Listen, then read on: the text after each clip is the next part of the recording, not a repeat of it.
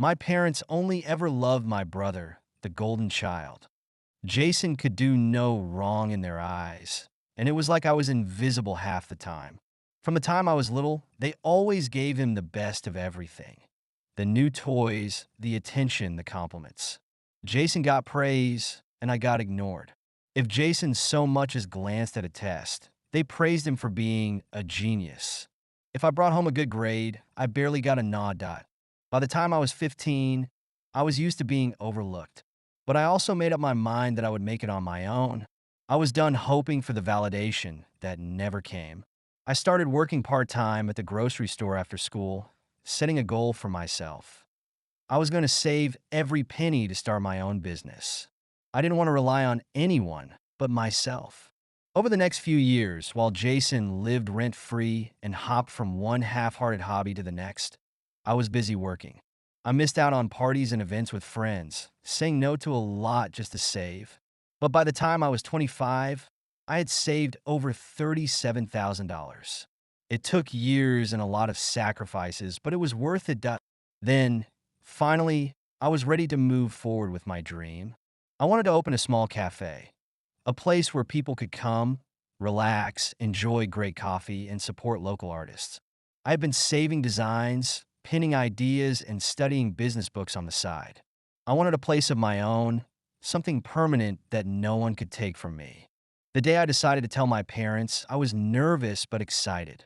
I thought maybe, just maybe, they'd be proud of me. I was wrong. When I sat them down that night and told them about the cafe, their reactions were painfully indifferent. My mom just nodded, and my dad barely looked up from his phone. Then my mom said something that hit me like a ton of bricks. You know, Jason could really use some help right now. Maybe you could lend him some of that money. My heart sank. Jason hadn't been working or saving, and I knew he still relied on our parents to fund his lifestyle. He'd made no plans, showed no ambition, and they wanted me to hand over my hard-earned money? Help him. I managed, trying to keep my voice steady. What has he done to deserve help? I've saved for this, worked for this. Jason hasn't lifted a finger. My mom shrugged, looking at me with mild disapproval. He's your brother, Liam. Family helps each other. You're being selfish. Selfish. That word echoed in my mind, and I could feel anger bubbling up. But I knew better than to argue with them. I left the room before I said something I'd regret, but I couldn't shake that conversation. My parents had always chosen Jason, but this felt like a new low. I had done everything right, yet I was still treated like an afterthought. The final straw came a few months later. I came home from work one evening, tired but excited because I was so close to making my dream a reality.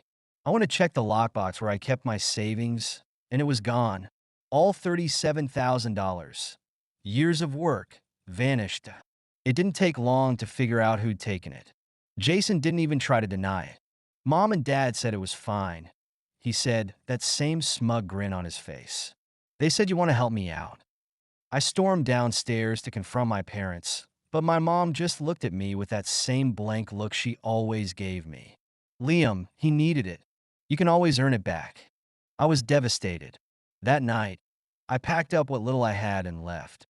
I couldn't stay in a house where everything I did, everything I worked for, would always just be given to Jason without a second thought. I moved into a tiny one-bedroom apartment across town. It wasn't much, but it was mine. I was still in shock, still trying to process the betrayal. But I knew I couldn't look back. I had lost the money, my cafe dreams, but at least I still had my freedom. I told myself I'd rebuild, somehow. For the next few months, I tried to focus on work and rebuilding my savings, picking up extra shifts and cutting back even more than before. It was exhausting, both physically and emotionally. I hadn't heard a word from my family since the day I left, and part of me was relieved. But sometimes, late at night, I'd wonder if maybe they missed me, if maybe they regretted what they had done. But my family wasn't done with me yet. One evening, just as I was starting to feel like I was moving forward, I got a call from my mom. I hesitated before answering, not wanting to fall back into their drama. But curiosity got the better of me. Liam, she started, her tone tight. Your brother's found an apartment in the city. but he's struggling to make the deposit. We thought you could help. I couldn't believe what I was hearing. They actually wanted me to give him more money after everything that had happened. No, I said firmly. Not after last time. I'm not giving him anything. My mom's voice took on that manipulative tone she always used when she wanted something. He's your brother, Liam. Family helps each other. Why can't you be there for him? I hung up. I knew if I let her keep talking, she'd somehow twist things to make it sound like I was the one at fault. That night, I lay awake, my mind racing. I knew deep down that I couldn't keep letting them pull me back into their mess. For years, I'd been the one holding everything together, the one who worked and sacrificed. But I was done being the backup plan, the safety net for their favorite son. A few weeks later, I got home from work to find a letter on my door. It was from my landlord, saying that my last rent payment had bounced.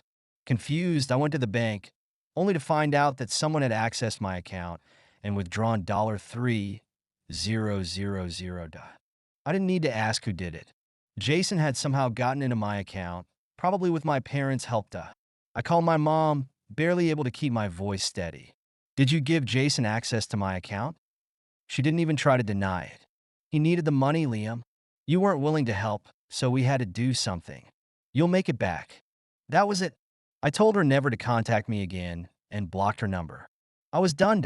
Over the next few weeks, I worked harder than ever, picking up shifts wherever I could. It was exhausting, but it was worth it. I knew I was doing this for myself, and I didn't have to answer to anyone. Just as I was starting to feel like I could finally move on, I got another message, this time from an unknown number. It was Jason. Hey, bro. I know you're mad, but I need your help. I'm in trouble. I didn't respond.